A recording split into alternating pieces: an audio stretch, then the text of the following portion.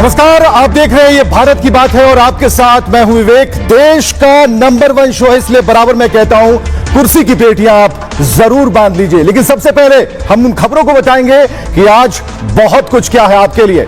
लेकिन हम आपको बताते हैं कि कैसे महाकुंभ में बागेश्वर बाबा को बेनकाब करने की किसने चुनौती दी, ये खबरों में होगी। इसके साथ एक्ट्रेस के महामंडलेश्वर बनने पर किसने सवाल उठाए हैं, आईआईटी बाबा ने क्यों अपना लुक बदल दिया, यह भी हम आपको बताएंगे। फिर क्या दिखाएंगे? फिर दिखाएंगे सीएम योगी ने महाकुंभ में किसे भोजन कराया, वो भी अपने हाथों से। और इसके बाद दिखाएंगे 200 से ज्यादा फिंगरप्रिंट खून वाले कपड़े जब्त, साफ पर हमले के कितने आरोपी हैं, यह भी बताने वाले हैं। इसके बाद बात होगी दिल्ली चुनाव की। बीजेपी के तीसरे संकल्प पत्र में क्या ऐलान होने वाला है, क्या ऐलान हुआ है, यह हम आपको बताएंगे। और क्या है बीजेपी का प्लान, 20 लाख रोजगार, यह भी बताएंगे। इसके साथ कहां यूपी पुलिस ने 50,000 के इनामी का एनकाउंटर कर दिया है, यह खबरों में विशेष तौर पर होगा। और आखिर में दिखाएंगे मैक्सिको बॉर्डर पर 1500 सैनिक, टैंक, हेलीकॉप्टर, क्या है ट्रंप का ऑपरेशन घुसपैठ। लेकिन सबसे पहले हेडलाइंस।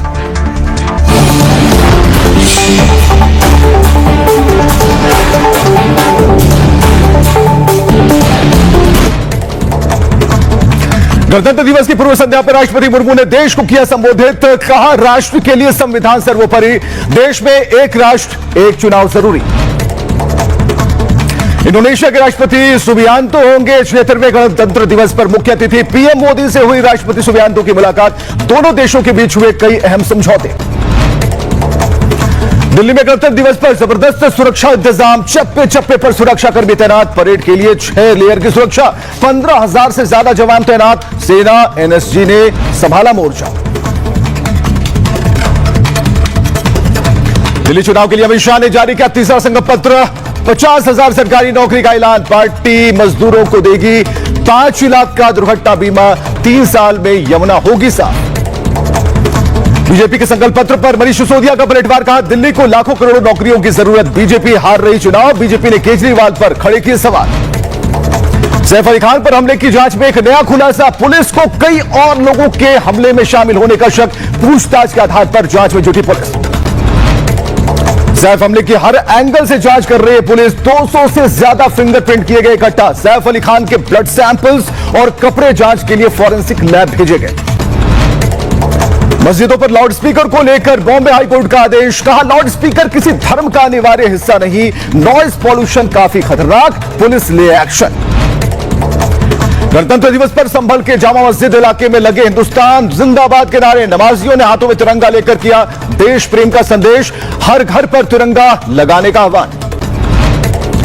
बांग्लादेशियों के खिलाफ दिल्ली पुलिस का एक्शन, बीएसएफ जवानों के साथ आधी रात को चलाया सर्च ऑपरेशन, अब तक 100 से ज्यादा घुसपैठियों को किया गया है डिपोर्ट। रूस के राष्ट्रपति पुतिन ने की अमेरिकी राष्ट्रपति ट्रंप की तारीफ, कहा ट्रंप होते राष्ट्रपति तो टाला जा सकता था युद्ध, हम अमेरिका से बातचीत को है तैयार। अवैध प्रवासियों पर ट्रंप की सख्ती, मैक्सिको बॉर्डर पर तैनात किए गए टैंक, हेलीकॉप्टर, 500 से ज्यादा अवैध प्रवासियों को निकाला, 5,000 डिपोर्ट के लिए तैयार। मुंबई हमले के गुनाहगार तहव्वुर राणा को भारत लाने का रास्ता साफ, अमेरिकी सुप्रीम कोर्ट ने राणा के प्रत्यर्पण को दी मंजूरी, प्रत्यर्पण के खिलाफ राणा की याचिका खारिज। मौनी अमावस्या के पहले योगी ने हेलीकॉप्टर से महाकुंभ की तैयारियों का लिया जायजा, कहा सनातन धर्म की दिव्य और भव्य परंपरा को पूरी दुनिया देख रही है। ममता कुलकर्णी को महामंडलेश्वर बनाने पर किन्नर महामंडलेश्वर हिमांगी सखी ने उठाए सवाल, ममता की सफाई वर्षों तक किया तब, डी कंपनी से कनेक्शन पर कहा नहीं किया देश विरोधी काम।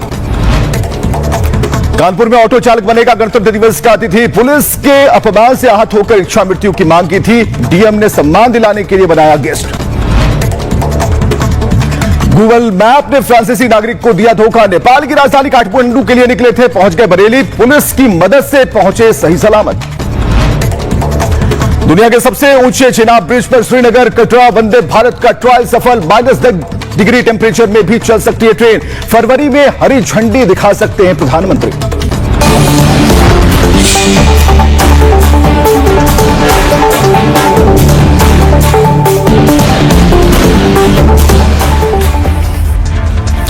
अब चलिए उस खबर की तरफ आपको लिए चलते हैं। महाकुंभ में बाबा बागेश्वर को चुनौती, किसने दे दी चुनौती, यह बड़ा सवाल है।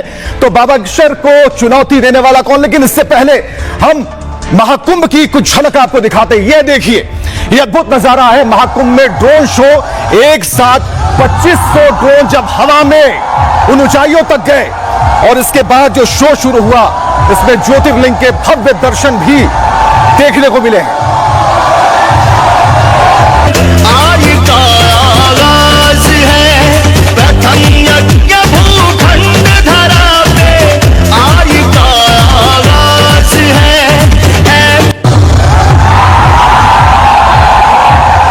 तो यही प्रयागराज है, यही प्रयागराज है। अब तस्वीरें देखिए, योगी आदित्यनाथ महाकुंभ में मौजूद हैं और यहां पर संतों के साथ समागम चल रहा है, जिसकी तस्वीरें आप इस वक्त देख पा रहे हैं। योगी महासभा में सीएम योगी वहां पर उन्होंने महासभा में शिरकत की है, हिस्सा लिया है और उन्होंने पूजन किया है।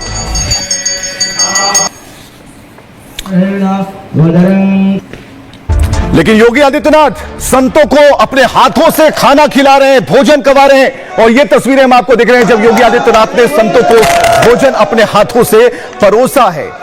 तो महाकुंभ धन्य है जब मुख्यमंत्री आदित्यनाथ वहां पहुंचते हैं, संतों के साथ समागम होता है और भव्य आयोजन में अपने हाथों से ये भोजन कराते दिखते हैं।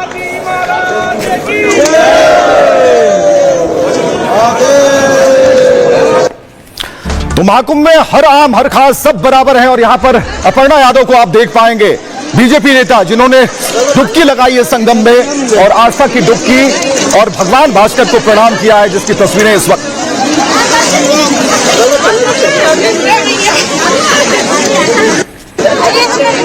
एक और रंग आपको दिखाते हैं। हमने कहा कि कोई भी वीआईपी नहीं होता है, यहां पर महाकुंभ में सितारों की डुबकी लग रही है। एक तरफ क्रिकेटर मौजूद हैं और दूसरी तरफ गायक मौजूद हैं, सबने संगम में डुबकी लगाई और इसका अद्भुत नजारा देखने को मिला है। लेकिन बाबा बागेश्वर की एंट्री अब होती है। बाबा बागेश्वर जब आते हैं, देखिए किस तरीके से फूल मालाओं से स्वागत होता है, क्योंकि उनके लिए जो उनके जो भक्त हैं या फिर पूरा महासंगम है, वहां पर उनके लिए पलके बिछाए खड़ा था।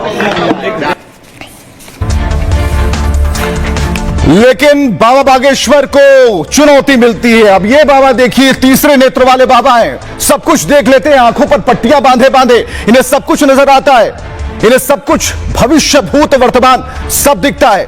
तो सबसे बड़ी बात है कि आखिर बाबा बागेश्वर को यह चुनौती देने वाले बाबा कहां से आ गए और बाबा बागेश्वर को चुनौती क्यों दी, एक छोटी सी रिपोर्ट दिखाते हैं, उसके बाद कुछ और बातें।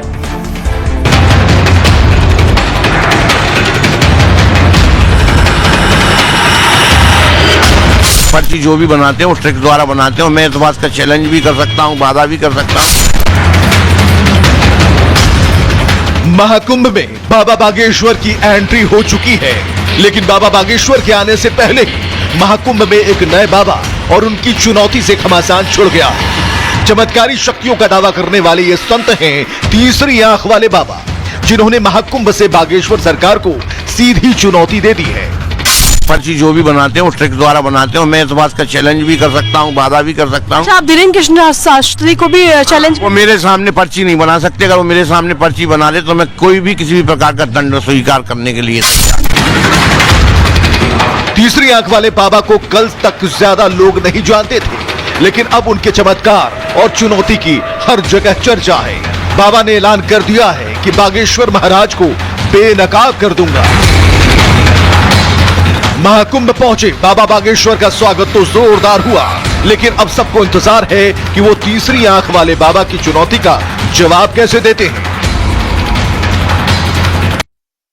चुनौतियां दी जा रही है, लेकिन यहां देखिए तीसरे नेत्र वाले बाबा और बाबा बागेश्वर को चुनौती, लेकिन क्या करते हैं ये समझने की कोशिश कीजिएगा। आंखों पर पट्टियां होती हैं और उसके बाद सब कुछ बता डालते हैं। कोशिश करेंगे, देखूंगी आप बता देंगे, तो आप ऐसे पट्टी लगा लेंगे और आप बता देंगे मैं क्या लिख रही हूँ। ऐसा कोशिश करेंगे, देखूंगी आप बता देंगे। बताइए। तो आंखों पर पट्टियां बांधेंगे, सब कुछ बता देंगे, भूत वर्तमान भविष्य की पूरी गाथा सुना देंगे। त्रिनेत्र वाले बाबा, खुली चुनौती। लेकिन तीसरी आंख वाले बाबा का नाम क्या है आपको हम बताने जा रहे हैं। ये मध्य प्रदेश के शिवपुरी के प्रयागराज महाकुंभ से आए हैं। दूसरे संतों की तरह वो भी अमृत स्नान करने आए हैं। महाकुंभ मेला क्षेत्र में अन्य साधुओं की तरह ही रुके हुए हैं और भक्तों को चमत्कार दिखा रहे हैं। महाकुंभ में आए भक्तों को वो हमेशा साथ में काली स्लेट रखते हैं, सफेद चौक रखते हैं, भक्तों को स्लेट पर मन की बात लिखने के लिए कहते हैं और फिर स्लेट को सिर पर रगड़कर मन की बात बता देते हैं। बाबा बता देते हैं कि भक्त ने स्लेट पर क्या शब्द लिखा है। दावा है कि उन्होंने पूजा अर्चना से विशेष सिद्धियां प्राप्त की हैं और इसी सिद्धि के दम पर वो भक्तों के मन की बात को जान जाते हैं। तीसरे आंख वाले बाबा किसी भी धर्म में भेदभाव नहीं करते हैं। उनका कहना है कि अगर संत हैं तो धर्मों में अंतर नहीं करना चाहिए। तीसरी आंख वाले बाबा ने बाबा बागेश्वर को चुनौती दे दी। यहां पर कहा कि मेरे सामने धीरेन्द्र शास्त्री पर्ची नहीं बना पाएंगे। बाबा बागेश्वर भी अब महाकुंभ में पहुंच चुके हैं, एंट्री उनकी हो चुकी है। 3 दिन तक हनुमान कथा करने वाले हैं। बाबा की कथा में लाखों लोगों के आने का अनुमान है और वो तीसरी आंख वाले बाबा की चुनौती का जवाब दे सकते हैं जब उनसे ये सवाल पूछा जाएगा। लेकिन बाबा की बात तो दोनों बाबा को सुनना होगा।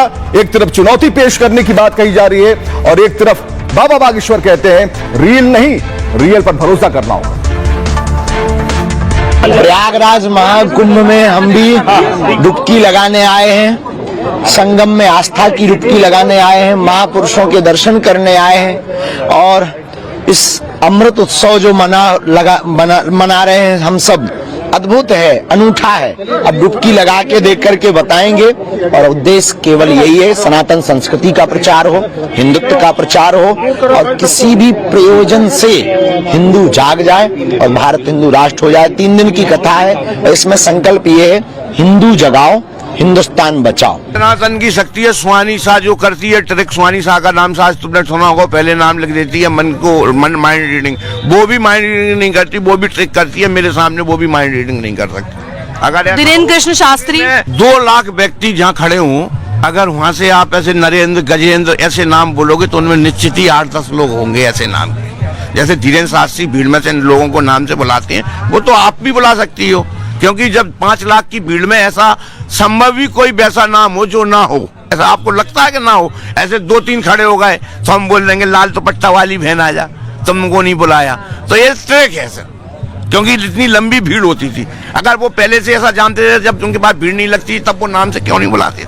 तो मतलब वो ट्रिक कर रहे हैं। जो मैं चैलेंज से कर सकता हूँ। तो महाकुंभ की जुड़ी एक और तस्वीर आपको दिखाते हैं, एक्ट्रेस ममता कुलकर्णी की, जो अब महामंडलेश्वर बन चुकी है। एक्ट्रेस बन गई महामंडलेश्वर और यह दुग्धाभिषेक किया जा रहा है। यह एक प्रक्रिया है, एक प्रोसेस है।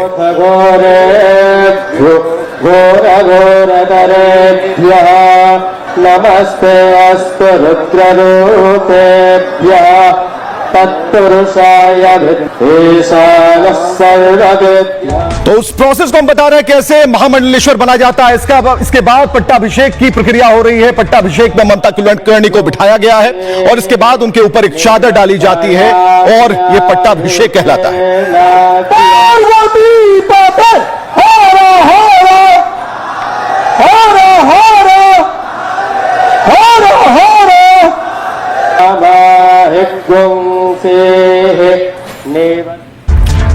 तो इस प्रक्रिया के बाद महामंडलेश्वर बन जाती हैं ममता कुलकर्णी और ये तस्वीरें एक इतिहास बन जाती है, क्योंकि उनका नया नाम है यमाई माता नंदगिरी।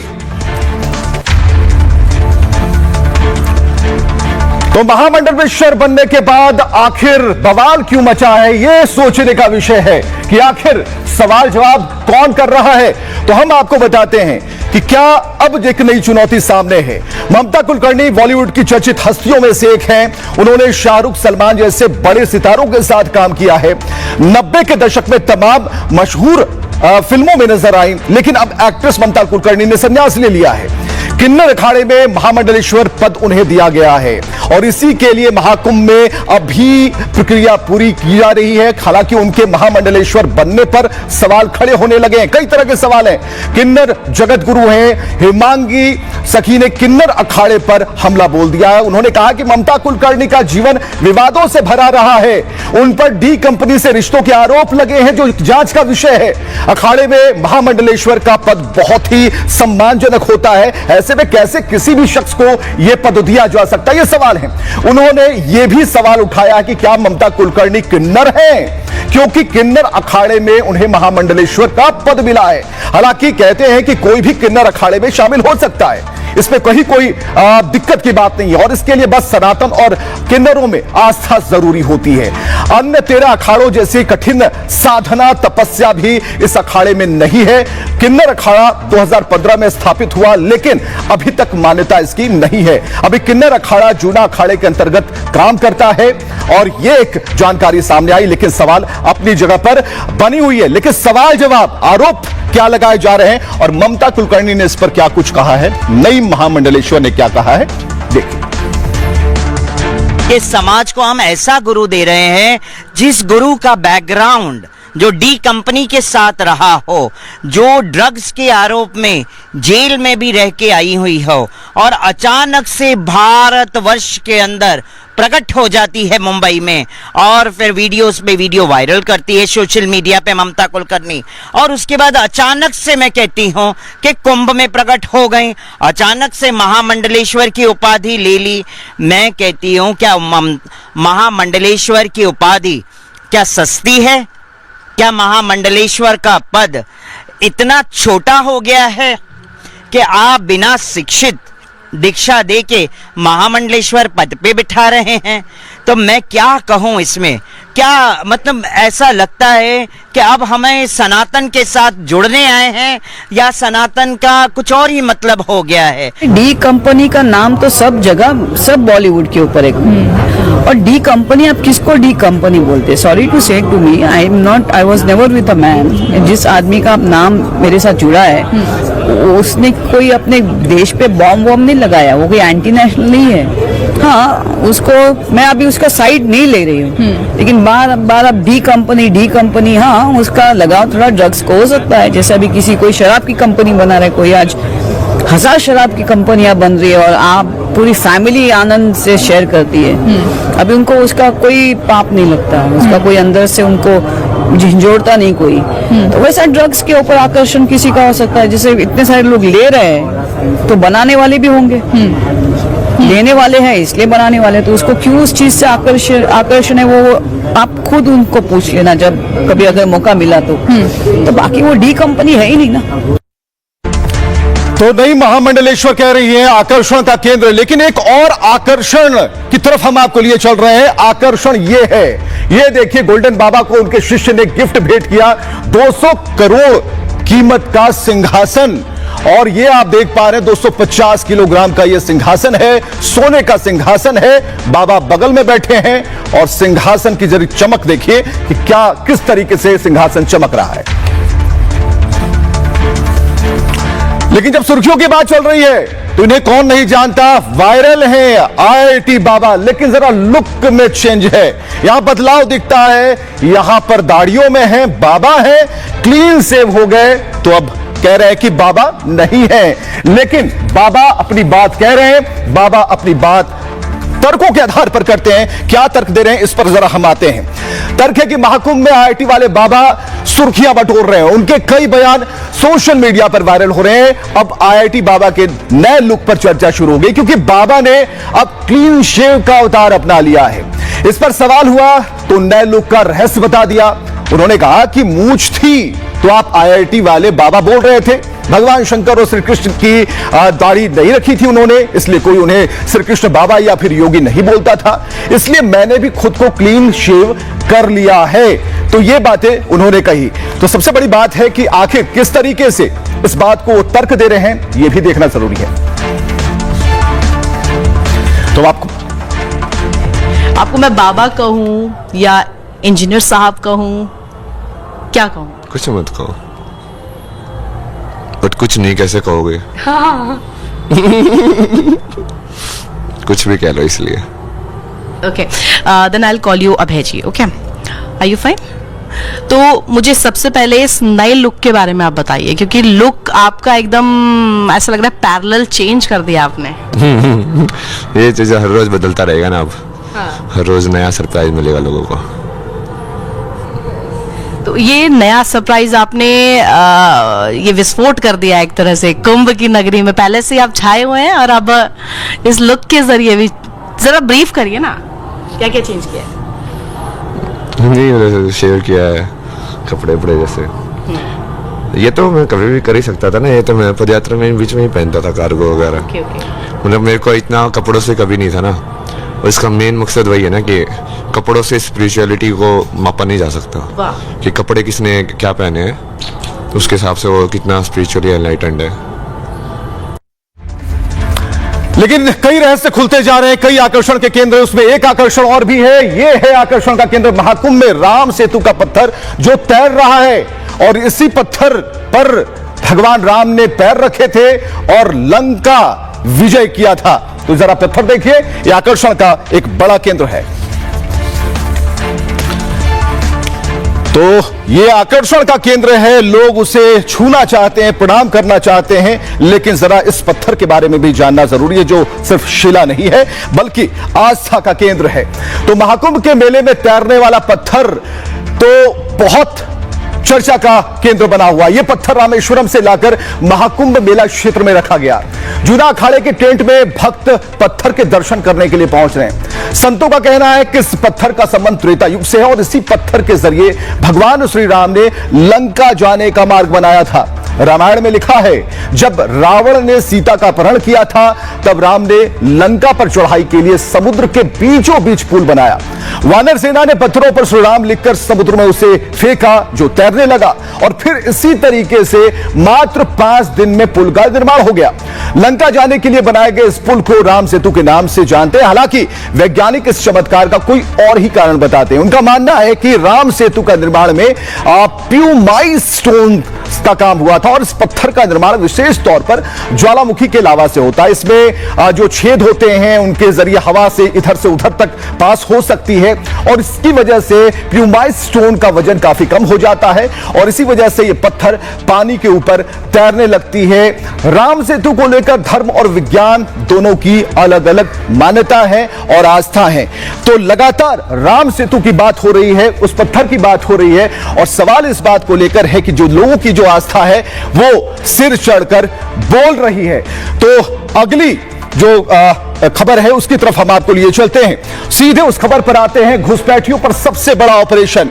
अब यहां नरेंद्र मोदी हो या फिर ट्रंप हो, दोनों का जो मेंटल लेवल है बिल्कुल एक है, एक तरीके से काम करते हैं। किसी भी हालत में घुसपैठियों को बाहर का रास्ता दिखाना है, यही एक लक्ष्य है, और इसमें दोनों ही शीर्ष नेता जो है लगे हुए हैं। ये मैक्सिको बॉर्डर की तस्वीरें हम आपको दिखा रहे हैं। यहां पर अमेरिका ने सैनिक और सुरक्षा बढ़ा दी है, क्योंकि मैक्सिको का जो बॉर्डर है वहां से सबसे ज्यादा घुसपैठ होती है, और इससे ट्रंप रोकना चाहते हैं। लेकिन भारत में क्या हो रहा? भारत और बांग्लादेश की जो सीमा पर जो बॉर्डर है वहां भी बेहद सुरक्षा कड़ी कर दी गई है, और सुरक्षा काफी उस नजरिए से हर पल चौकसी रखी जा रही है।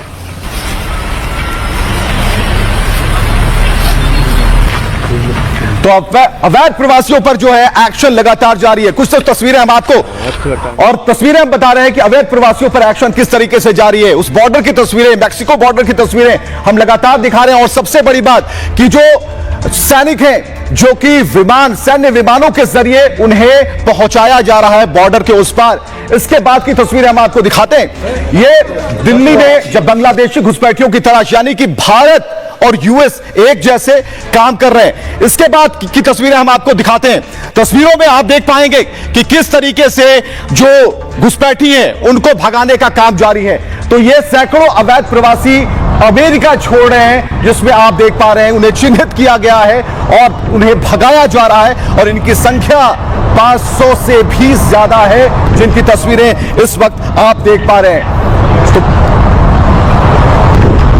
तो सैकड़ों अवैध प्रवासी अमेरिका छोड़े, जिसकी तस्वीरें आपने देखी है। अब भारत की अगर बात कर लें तो यहां पर भारत में जब आप देखेंगे तो दिल्ली से लेकर आसाम तक घुसपैठियों को भगाया जा रहा है, और ये वो 6 से 7 ऐसे बांग्लादेशी घुसपैठी हैं जिन्हें चिन्हित किया गया आसाम में, और इनकी संख्या भी 500 से ज्यादा है, और उन्हें उनके देश में भगाया जा रहा है। तो 7 लोगों को अरेस्ट किया गया है और उन्हें बांग्लादेश की राह की तरफ धकेल दिया गया है।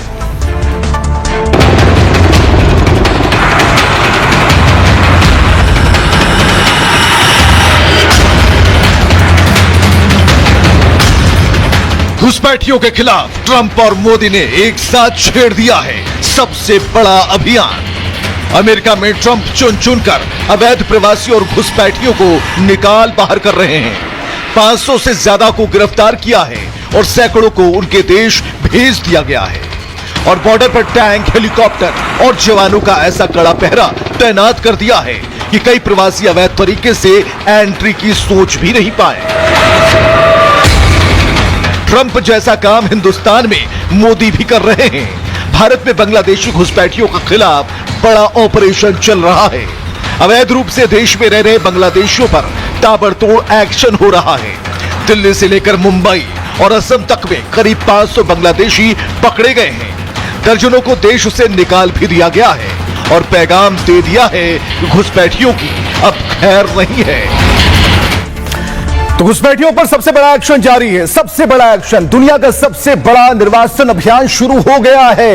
चुन चुनकर अवैध प्रवासी अमेरिका से निकाले जा रहे हैं, जिनकी संख्या बढ़ती जा रही है। ट्रंप ने कहा अवैध रूप से लाखों अपराधी हमारे देश में घुसे हैं, हम अपराधियों को पकड़ने और देश से बाहर निकालने में लगे हैं। अब तक 538 अवैध प्रवासियों को गिरफ्तार कर लिया गया है और सैकड़ों लोगों को विमान से उनके देश भेजा जा रहा है। इधर आयुर्वाद के बाद ट्रंप अमेरिका के दूसरे ऐसे राष्ट्रपति हैं जो निर्वासन के लिए सैन्य विमानों का इस्तेमाल कर रहे हैं। अवैध प्रवासियों और घुसपैठियों को ट्रंप एक बड़ा खतरा मानते हैं। अमेरिका में बढ़ते अपराध का सबसे बड़ा जिम्मेदार बताते हैं। अवैध प्रवासियों को रोकने के लिए ट्रंप ने पूरी ही ताकत लगा दी है।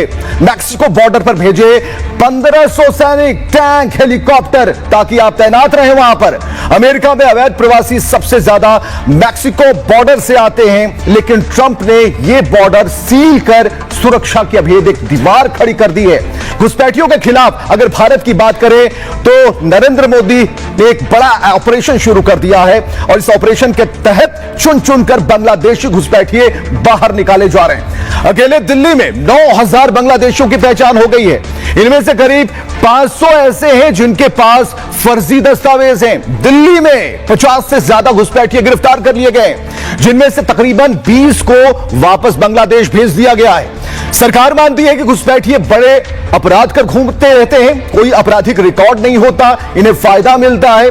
आसाम हो, उत्तर प्रदेश हो, गुजरात हो, महाराष्ट्र हो, घुसपैठियों पर एक्शन अब शुरू हो गया है और 2 दर्जन से ज्यादा बांग्लादेशी घुसपैठिए अब तक पकड़ लिए गए हैं। 25 से ज्यादा घुसपैठिए पकड़े जाते हैं तो ट्रेन का डिब्बा बुक करते हैं, फिर उन्हें बांग्लादेश बॉर्डर पर बीएसएफ की टीम को दे दिया जाता है और बीएसएफ की जो टीम है वो घुसपैठियों को वापस बांग्लादेश छोड़ देती है। तो घुसपैठ रोकने के लिए बांग्लादेश के सभी बॉर्डर की सुरक्षा बढ़ा दी गई है और यह बॉर्डर तकरीबन 4000 किलोमीटर का है। तो अब आपको बताते हैं कि नरेंद्र मोदी क्या कहते हैं इस पर और ट्रंप किस तरीके से पूरी ताकत के साथ अप्रवासियों को बाहर निकालने जा रहे हैं। आदिवासी आबादी लगातार कम हो रही है, वहीं दूसरी आबादी, घुसपैठियों की आबादी लगातार बढ़ रही है।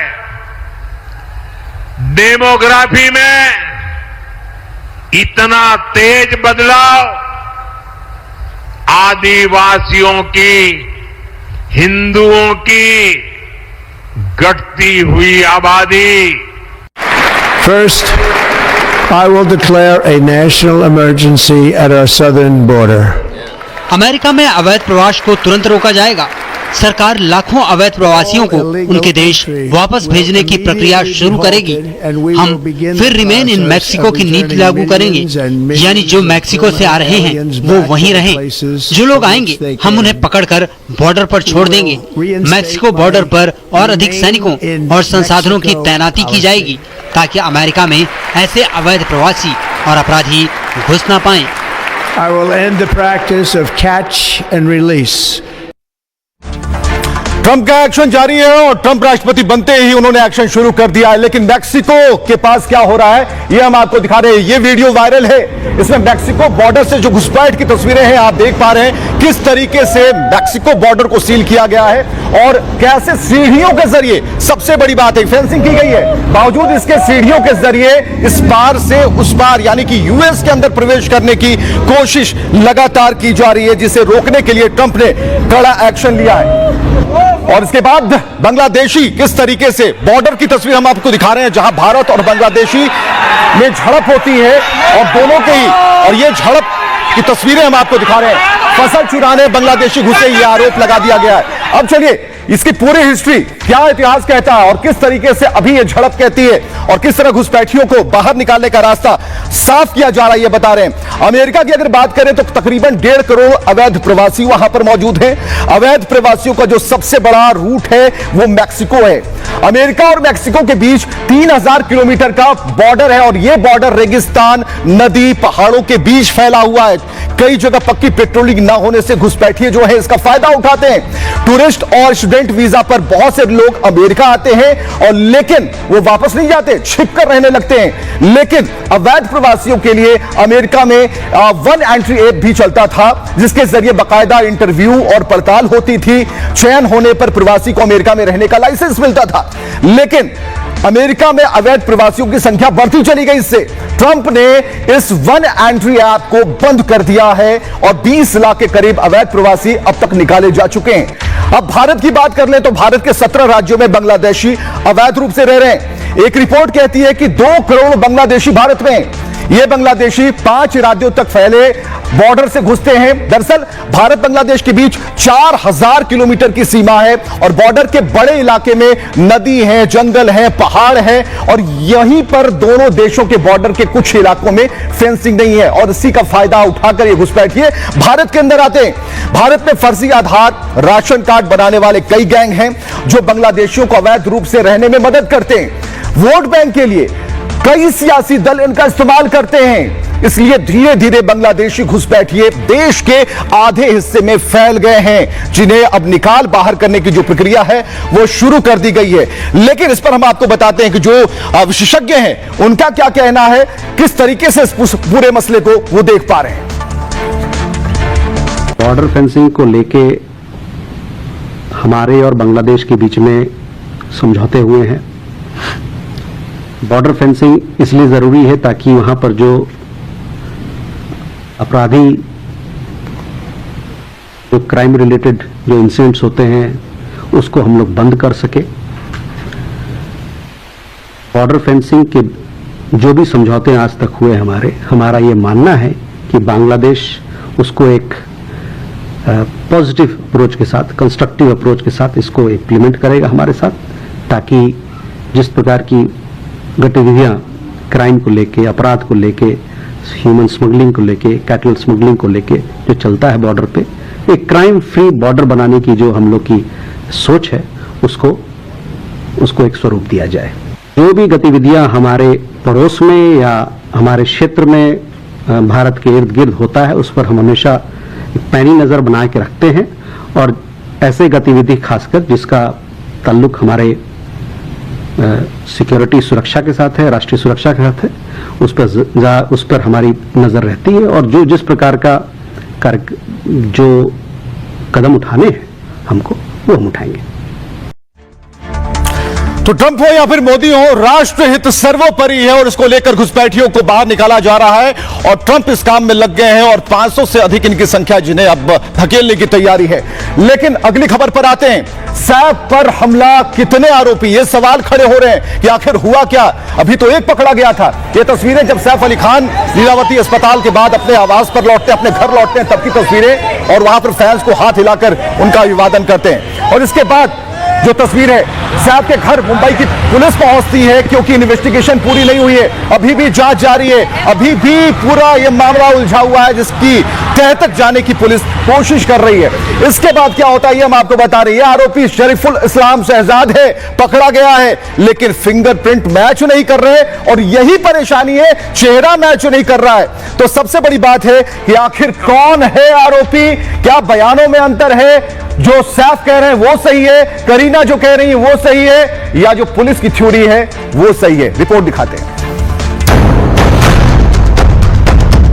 सैफ अली खान पर हुए हमले में हर दिन एक नया ट्विस्ट देखने को मिल रहा है। अस्पताल से डिस्चार्ज होने के बाद मुंबई पुलिस ने उनकी सुरक्षा बढ़ा दी है। आज भी मुंबई पुलिस का स्क्वाड सैफ के घर पहुंचा।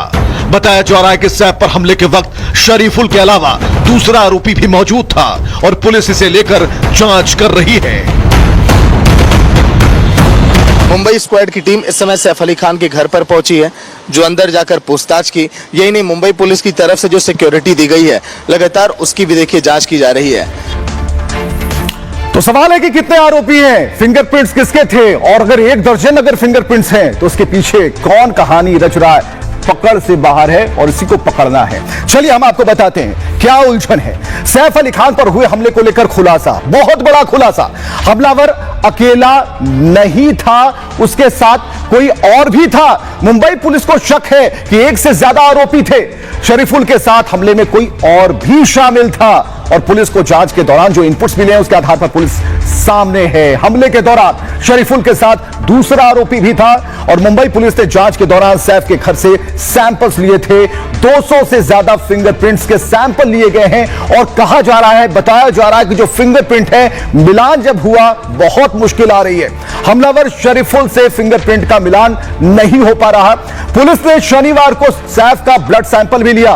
पुलिस ने सैफ के कपड़े भी जब्त किए जो उन्होंने हमले के दौरान पहने थे और पुलिस ने आरोपी शरीफुल के कपड़े पहले ही बरामद कर लिए। यानी कि अब मैच की बारी है, ब्लड सैंपल को मैच कराना है। फॉरेंसिक टीम इसमें लगी हुई है कि दोनों कपड़ों के जो ब्लड सैंपल हैं उनको मैच कराया जाए। मुंबई पुलिस ने हमले को लेकर सैफ का बयान भी दर्ज किया है। सैफ ने बताया कि 16 जनवरी की रात 11वें फ्लोर पर करीना के साथ बेडरूम में थे। तभी उन्होंने अपनी नर्स एलियावा फिलिप की चीखें सुनी। वो दौड़कर भाग कर आते हैं 12वें फ्लोर पर, जहांगीर के कमरे की तरफ वो भागते हैं। वहां एक अजनबी शख्स उन्हें दिखता है। जहांगीर वहां पर लगातार रोता जा रहा था। सैफ ने बताया कि उन्होंने अनजान शख्स को पकड़ लिया। इसके बाद उसने हमला कर दिया और सैफ घायल हो गए, खून बहने लगा। हमलावर सैफ को धक्का देकर भाग निकलता है, यह सैफ बता रहे हैं। तो सैफ की पूरी कहानी यहां पर आपने देखा, लेकिन सच्चाई क्या है? सच्चाई हमारे सहयोगी बताएंगे आपको जो ग्राउंड जीरो पर मौजूद है। सैफ अली खान मामले में हर पल बदलती तस्वीर बहुत कुछ बयां कर रही है।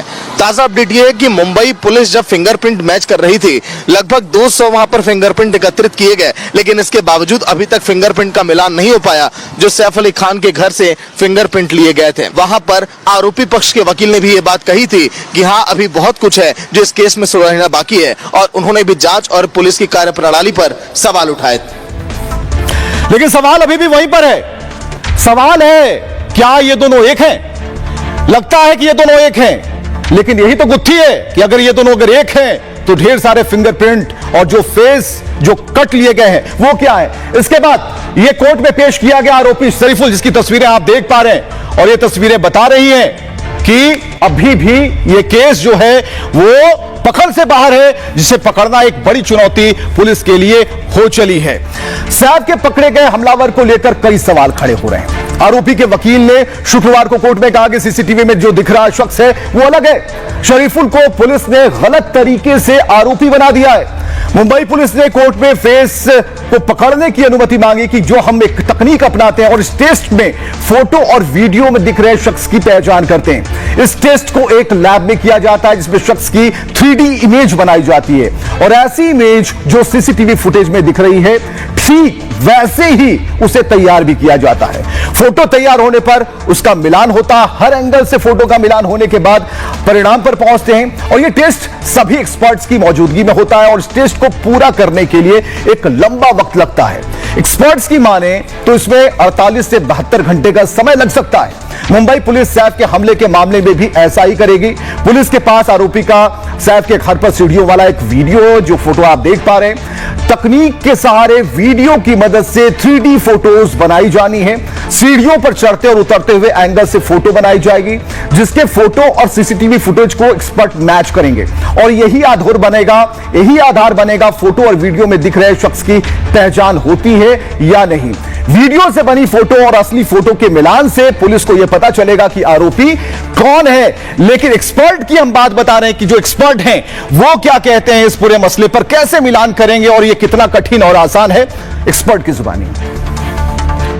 कांग्रेस के एक नेता ने सैफ अली खान का जो हमलावर है, जो बांग्लादेशी है, प्रकार से संरक्षण दिया और उन्हें कहा कि उस बांग्लादेशी के नाम पे फंसाया जा रहा है उसको, वो साफ साफ साबित करता है कि ये बांग्लादेशी घुसपैठ के समर्थन में है। कांग्रेस पार्टी चाहती है कि बांग्लादेशी घुसपैठी बने रहे, क्योंकि इसमें उनका वोट पॉलिटिक्स है। आपने देखा होगा लोकसभा के समय कितना बड़ा वोट जिहाद हुआ। चाहूँ कि मुंबई में जितने भी बांग्लादेशी हैं सबके खिलाफ सख्त कार्रवाई होनी चाहिए, उनको बांग्लादेश तक खदेड़ना चाहिए। अगर वो बांग्लादेशी है और बीजेपी वाले मुंबई के बांग्लादेशी ये जोर से बोल रहे हैं, तो उसकी जिम्मेदारी किसकी है? केंद्र सरकार की है। मंत्री हुआ हमारे फडणवीस जी, जाओ मोदी साहब को मिलिए, गृह मंत्री जी से मिलिए और बोले सभी बांग्लादेशियों को हटाइए। और शुरुआत ये शेख हसीना से, उनको अपने यहाँ आश्रय दिया है। तो क्या है, नौटंकी करते हैं बीजेपी वाले। आरोपी जो पकड़ा गया है वो वही आरोपी है कि और कोई है, वो देखना चाहिए। उसमें कुछ गलत बात है ऐसा मैं बोलता नहीं, लेकिन सैफ अली खान के ऊपर इस तरह से आरोप करना कि वो वहाँ हॉस्पिटल में गया, उसको कुछ नहीं हुआ था, वैसे ही वापस आया, ये बिल्कुल गलत है। कौवा मरने के बाद रोने वाले जैसे रोते हैं ना, वैसे रोना चला है। आपने सुना, जांच एजेंसियों से भी ज्यादा पॉलिटिकल लोग बोल रहे हैं, बयान दे रहे हैं। जांच अपनी दिशा में, ये अपनी दिशा में। चलिए अगली खबर की तरफ बढ़ते हैं। जो कहता हूं वो करता हूं, प्रधानमंत्री बराबर इस बात को कहते हैं। दिल्ली का चुनाव पूरे जोश में है, आगे बढ़ रहा है। अमित शाह, राहुल गांधी या केजरीवाल, तीन पार्टियां यहां पर साफ तौर पर दिखती है, लेकिन जीत किसकी होगी ये सवाल है। राजौरी गार्डन का दृश्य हम आपको दिखा रहे हैं, जहां पर अमित शाह चुनावी प्रचार करने पहुंचे थे। वंदे और इसके साथ ही संकल्प पत्र का जो तीसरा भाग है वो भी जारी कर दिया गया बीजेपी की तरफ से। अमित शाह ने इसे जारी किया है और चुन चुन कर वो सारे वादे इसमें लिखे गए हैं और ये बताया गया है कि ये पब्लिक पोल के जरिए आम जनता की राय लेकर इस संकल्प पत्र को बनाया गया है। लेकिन इसके साथ एक और तस्वीर, दिल्ली विधानसभा क्षेत्र के जो प्रत्याशी हैं वो लेकर यमुना में पहुंचे केजरीवाल को। आपको याद होगा जब योगी आदित्यनाथ ने कहा था कि जरा यमुना में डुबकी लगाकर तो दिखाएं, लेकिन केजरीवाल जब नहीं पहुंचे तो डुबकी कुछ ऐसी लगाई गई। लेकिन हम आपको बताते हैं कि इसके पीछे खेल क्या चल रहा है और इसके पीछे रिपोर्ट क्या कहती है। ग्राउंड रिपोर्ट जरा देखिएगा।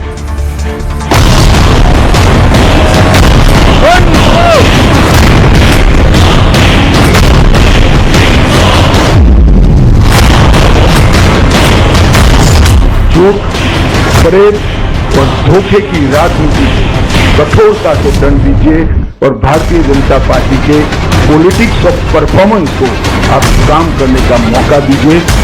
17 जनवरी को पहला संकल्प पत्र।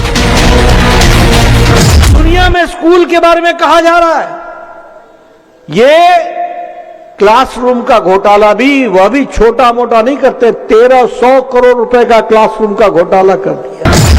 21 जनवरी को दूसरा घोषणा पत्र। आम आदमी पार्टी के कुशासन और भ्रष्टाचार के खिलाफ, चाहे डीटीसी की बात हो, मोहल्ला क्लिनिक की बात हो, शराब घोटाले की बात हो, जल बोर्ड से जुड़े घोटाले की बात हो, इन पर एसआईटी की जांच बिठाएंगे। और आज 25 जनवरी का तीसरा संकल्प पत्र। बीजेपी ने दिल्ली में केजरीवाल के खिलाफ ऐलान जंग कर दिया। केजरीवाल के खिलाफ मोर्चा संभाला है खुद अमित शाह ने। श्री केजरीवाल दिल्ली में चला रहे हैं, जो वादे करते हैं पूरे नहीं करते हैं और फिर से झूठ के एक बहुत बड़े पुलिंदे के साथ, भोले से चेहरे के साथ जनता के सामने उपस्थित होते हैं। ये बेल है, केस अभी चलना है। बेल को क्लीन चिट मनवाकर आप आरोपों से बच नहीं सकते। शाह ने केजरीवाल को झूठा कहा, भ्रष्ट कहा, जनता को गुमराह करने और धोखा देने वाला बताया। लगे हाथ पाप कटाने के लिए कुंभ में डुबकी लगाने की सलाह दे दी। और अगर यमुना जी में नहीं लगानी है तो कुंभ चल रहा है, वहां जाकर डुबकी लगा दो तो कम से कम झूठ बोलने के आपके जो पाप है वो धुल जाएंगे। तो सवाल ये है कि क्या केजरीवाल मुश्किल में है? क्योंकि जिस अंदाज में अमित शाह अटैक कर रहे हैं, जिस तरह पार्टी ने अपने संकल्प पत्र में वादों की झड़ी लगा दी है, संकेत यही है बीजेपी को अच्छे दिन की आहट सुनाई देने लगी है और इसलिए बीजेपी ने दिल्ली के लिए अपना खजाना खोल दिया है। तो 3 बार और 3 संकल्प पत्र नहीं बल्कि एक के बाद एक भाग दिल्ली में बीजेपी पूरी तरह से आक्रामक है। उसे लग रहा है कि अभी नहीं तो फिर कभी नहीं। बीजेपी ने आज तीसरा संकल्प पत्र जारी कर दिया और तीसरा संकल्प पत्र खुद अमित शाह ने जारी किया है। इस दौरान शाह ने केजरीवाल पर खुलकर हमले किए। उन्होंने कहा कि केजरीवाल ने दिल्ली में स्कूलों, मंदिरों, गुरुद्वारों को भी नहीं बख्शा, सबके ठेके दे दिए, हजारों करोड़ का घोटाला हुआ, हर चुनाव में झूठे वादे किए। लेकिन बीजेपी कोरे वादे नहीं करती। बीजेपी जो कहती है वो करती है, जो कहेगी वो जरूर करके दिखाएगी। इसके बाद उन्होंने संकल्प पत्र में कई घोषणाएं की। 50,000 सरकारी नौकरियां दी जाएंगी, ये बात उन्होंने कही। युवाओं के लिए खास तौर पर 20 लाख रोजगार और स्वरोजगार के अवसर पैदा किए जाएंगे। मेट्रो में 1 साल में 4,000 रुपए तक की मुफ्त यात्रा होगी। जो श्रमिक वर्ग है उनके लिए गिग वर्कर्स को 10 लाख का जीवन बीमा, टेक्सटाइल वर्कर्स को 5 लाख का दुर्घटना बीमा, टेक्सटाइल वर्कर्स को 15,000 रुपए का टूलकिट प्रोत्साहन राशि। इसके अलावा निर्माण श्रमिकों को 10 लाख तक का जीवन बीमा मिलेगा। इसके अलावा निर्माण श्रमिकों को 5 लाख तक का दुर्घटना बीमा भी मिलेगा। निर्माण सैनिकों को 10,000 रुपए तक का टूलकिट मिलेगा और 3 लाख तक का लोन भी मिलेगा। 10 लाख का जीवन बीमा, मीडिया और वकील के लिए 10 लाख का स्वास्थ्य और दुर्घटना बीमा और 24 घंटे 7 दिन बस और मेट्रो की सेवा होगी। अब जब विकास की बात हुई तो दिल्ली में 100% ई बस सेवा लागू की जाएगी। यमुना नदी की सफाई होगी, यमुना रिवर फ्रंट का निर्माण होगा और इसके बाद दिल्ली में महाभारत कॉरिडोर डेवलप किया जाएगा। इन घोषणाओं के बाद उन्होंने केजरीवाल पर जमकर हमला बोला और उन्होंने एक के बाद एक कई आरोप लगा दिए हैं। तो उसके बाद अमित शाह ने क्या कहा, एक के बाद एक सुनना जरूरी है क्योंकि एक दो नहीं कई आरोप मर दिए गए हैं।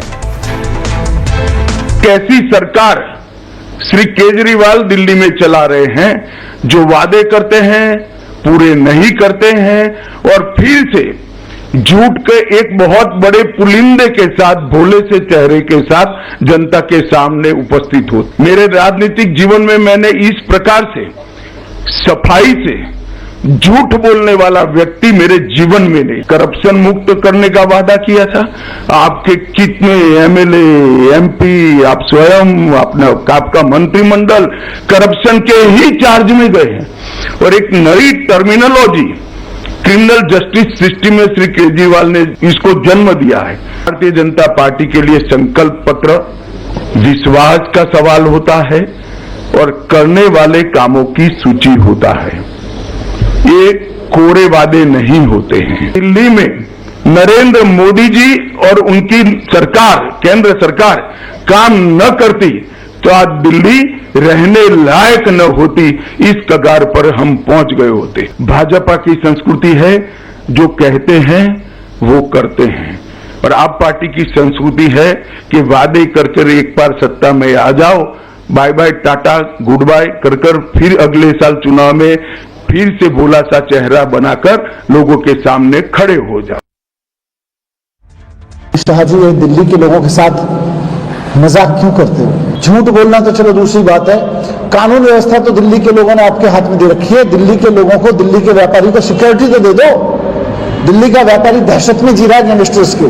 पता नहीं कब किसी गैंगस्टर को पता चल रहा है कि इसका धंधा अच्छा चल रहा है, उसी को गैंगस्टर की धमकी आ जाएगी। तो सिक्योरिटी दो, जुमले मत दो दिल्ली के व्यापारी। पानी, बिजली, सीवेज, हेल्थ और ड्रेनेज, ये ऐसी मूल सुविधाएं हैं जो पूरी तरह से केवल और केवल आम आदमी पार्टी के अधिकार क्षेत्र में थी।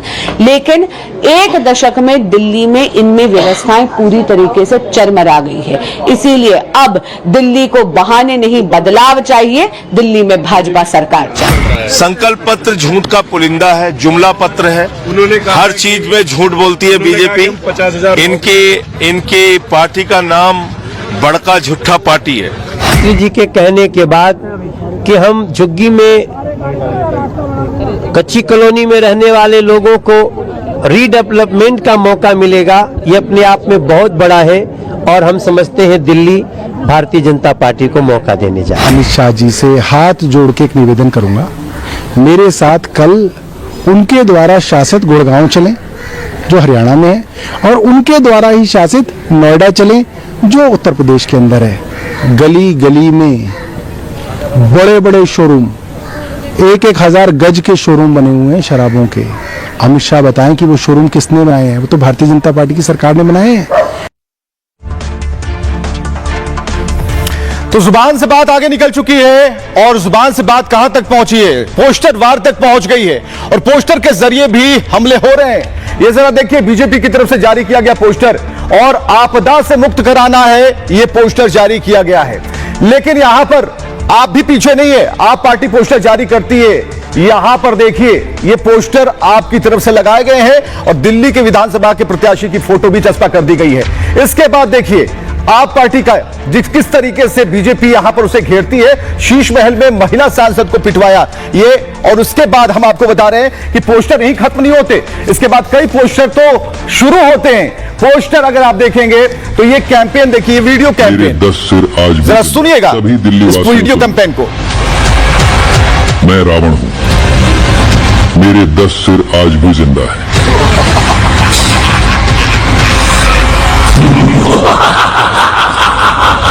जानते हो मैं कौन हूं?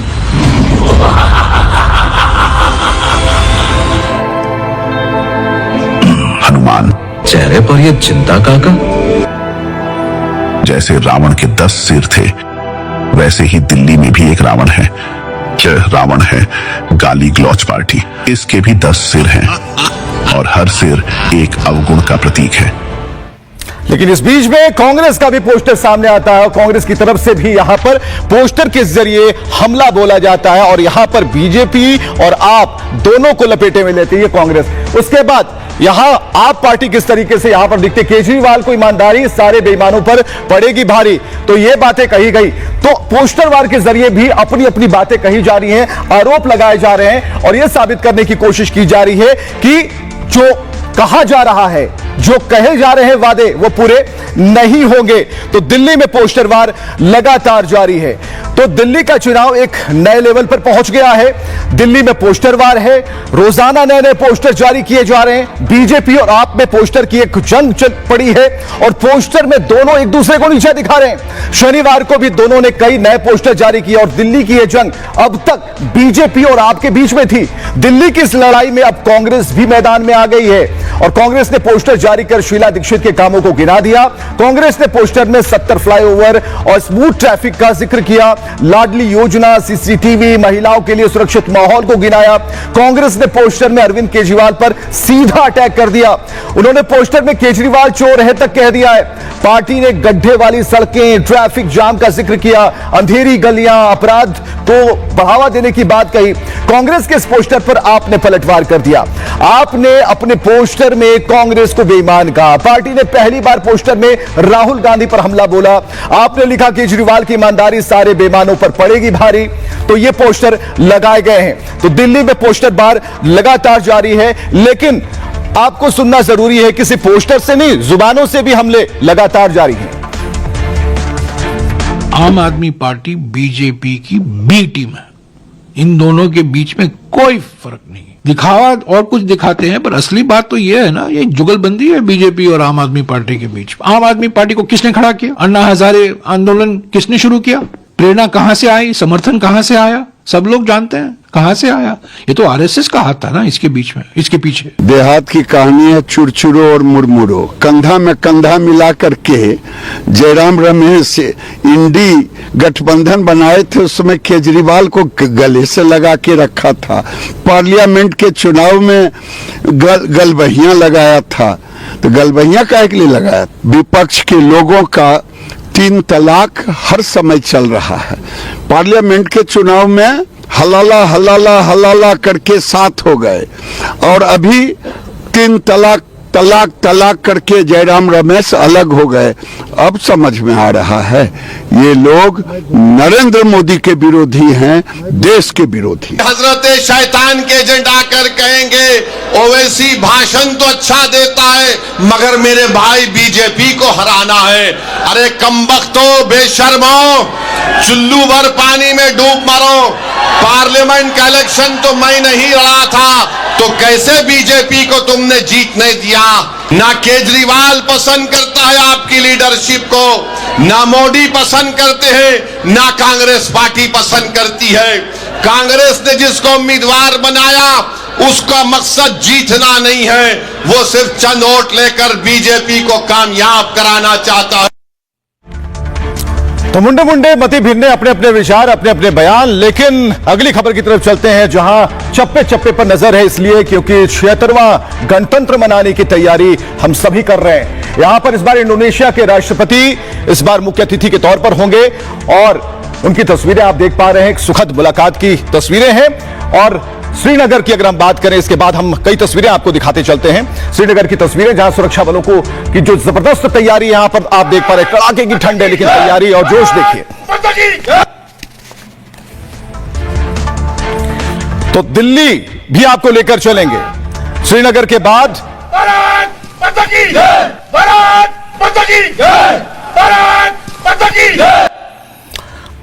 और इसके बाद दिल्ली की तस्वीरें हम आपको दिखा रहे हैं। चप्पे चप्पे की निगरानी, क्योंकि 1000 से भी ज्यादा सीसीटीवी कैमरे लगाए गए हैं। कौन कहां क्या कर रहा है, हर संदिग्ध पर नजर रहेगी इसी कंट्रोल रूम के जरिए।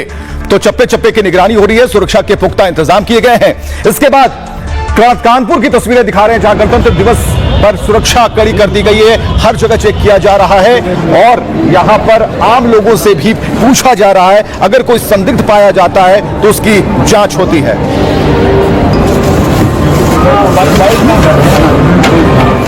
चलिए अगली खबर की तरफ आपको लिए चलते हैं, कानपुर ले चलते हैं। और कानपुर में जब बुलडोजर गरजा तो ये तस्वीरें आप देखिए, कानपुर में बुलडोजर गरजा और कैसे गरजा ये देखिए।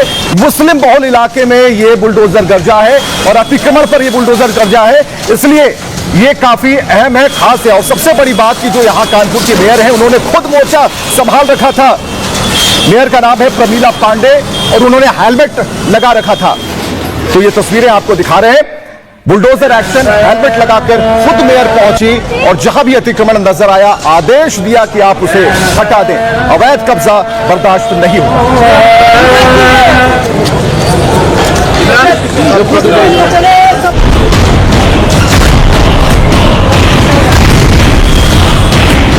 एक्शन लगातार जारी रहेगा मैम, बुलडोजर एक्शन लगातार जारी रहेगा। कानपुर में लगातार बुलडोजर एक्शन जारी है।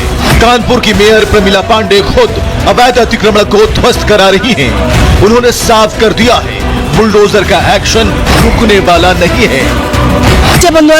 मैं पूरे शहर का इस्तेमाल हटाऊंगी।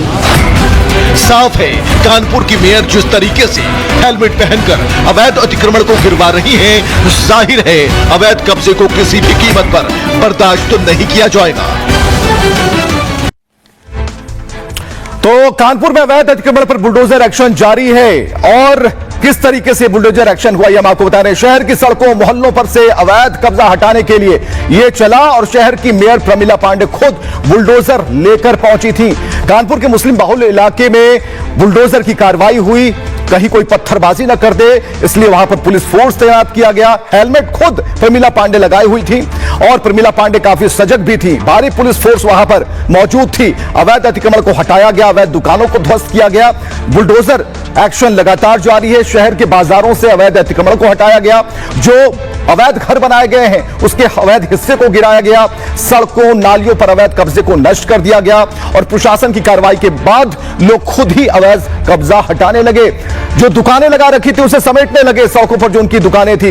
इस दौरान मेयर ने मौके पर कई लोगों के चालान भी कटवा दिए। अवैध कब्जे को लेकर नगर निगम की टीम ने चालान काटा। मेयर ने कहा, योगी सरकार में अवैध कब्जा बर्दाश्त नहीं होगा। अगर कोई व्यक्ति दोबारा अतिक्रमण करता है तो दोबारा एक्शन होगा, उसका पूरा सामान कब्जे में ले लिया जाएगा।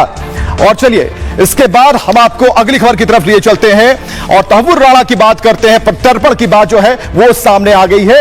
यह है तहव्वुर राणा, मुंबई आतंकी हमले का बड़ा गुनाहगार, जिसे अब भारत लाने की जो तैयारी है वो शुरू हो गई है। तो ये तस्वीर हम 26 नवंबर 2008 की तस्वीरें आप दिख रहे हैं। 26/11 हमले को कोई नहीं भूल सकता। मुंबई हमले के आरोपी तहव्वुर राणा को भारत लाया जाएगा। आइए सैमसंग गैलेक्सी Z Fold 6 पर गैलेक्सी AI का इस्तेमाल कर नोट असिस्ट से खबरों को रिकॉर्ड और समराइज करते हैं।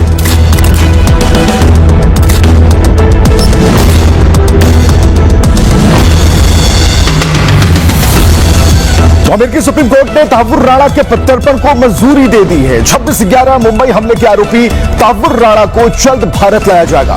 मुंबई में 26 नवंबर 2008 को लश्कर के आतंकियों ने हमला किया, जिसमें 160 से ज्यादा लोगों की मौत हो गई। चार्जशीट में तहव्वुर राणा का नाम दर्ज है और तहव्वुर राणा को 2009 में FBI ने गिरफ्तार किया था। भारत लाकर उस पर केस चलेगा और सजा सुनाई जाएगी।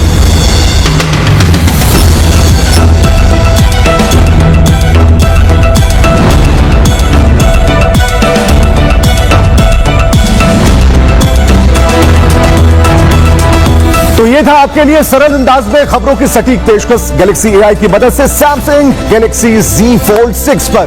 तो आज के लिए ये भारत की बातें बस इतना ही, लेकिन आप जहां रहिए स्वस्थ रहिए। रिपब्लिक भारत, जय हिंद।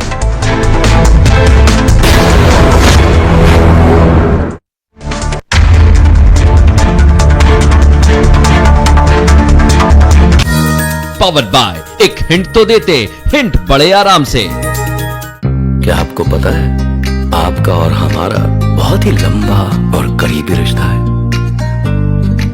हम उस चटकारे में हैं जो आप अपने दोस्तों के साथ लेते हैं।